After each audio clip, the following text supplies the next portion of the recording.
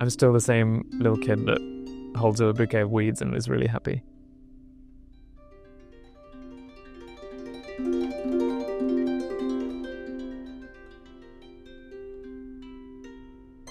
When I was growing up, I was very unsure about who I was and what I wanted to do in life. Where I am today has purpose. I feel like everything I do has an intention of bettering myself or creating beauty or making an environment where life feels easier and more simple. I think I was a really, really curious kid. I needed to know why things looked the way they did, or why they grew the way they did, or why were they that color, or why did they grow in one place and not the other. And I think that curiosity stayed with me throughout my whole life, and that's what's motivated me to do everything I've ever done. What I did on the side at uni was more important than uni itself. I was really broke, fresher, so I had to get a job somehow, and I'd worked part-time jobs before of like being a waiter or washing dishes. I wanted something a bit more relevant to plants because that's what I was studying.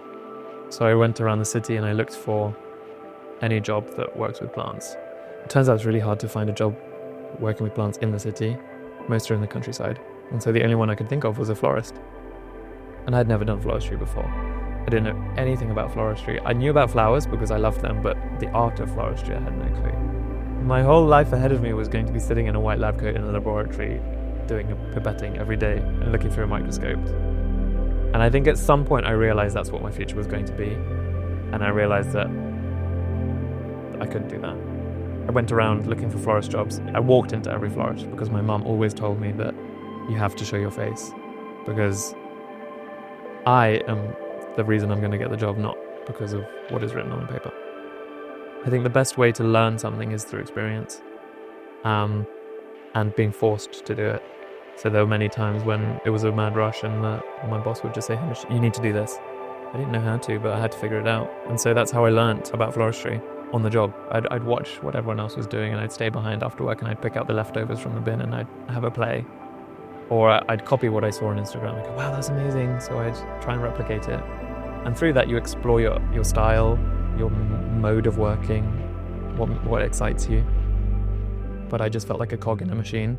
I didn't feel like I was expressing myself through my work. There was a point where I realized that actually what I was doing was it's a creative field, and I'm expressing myself through this medium. And when you realize that, that's the point at which you notice your craft being squashed and you feel trapped. So the only option was for me to leave. My first client was Loewe, and that kept me afloat in the first year while I was finding my footing. And I'm really grateful to Loewe for keeping me alive in that first year.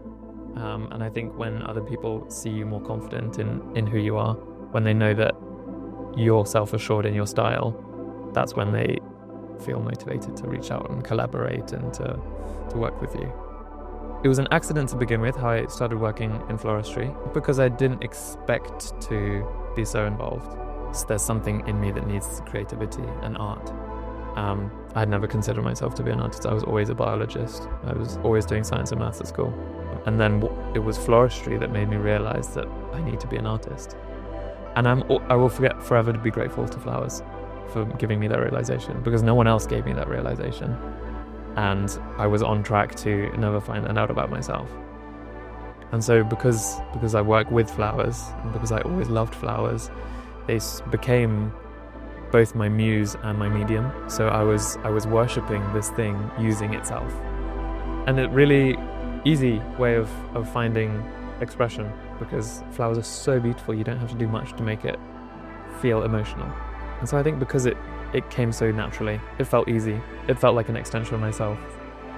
Sometimes I feel like a flower, or the flower, sometimes I'm looking at a flower and I see myself in it.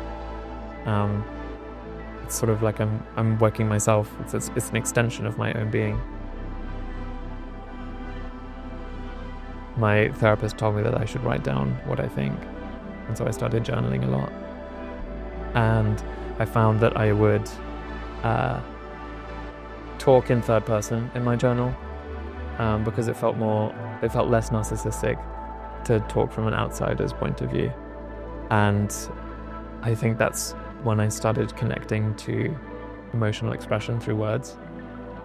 When I'm writing and when I'm arranging, I'm doing the same thing, really.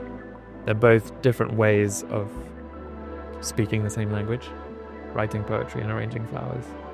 It's become a way of documenting what I make. Because flowers are temporary and whatever I make will die, I'm always searching for ways to give a permanent life to this ephemeral thing.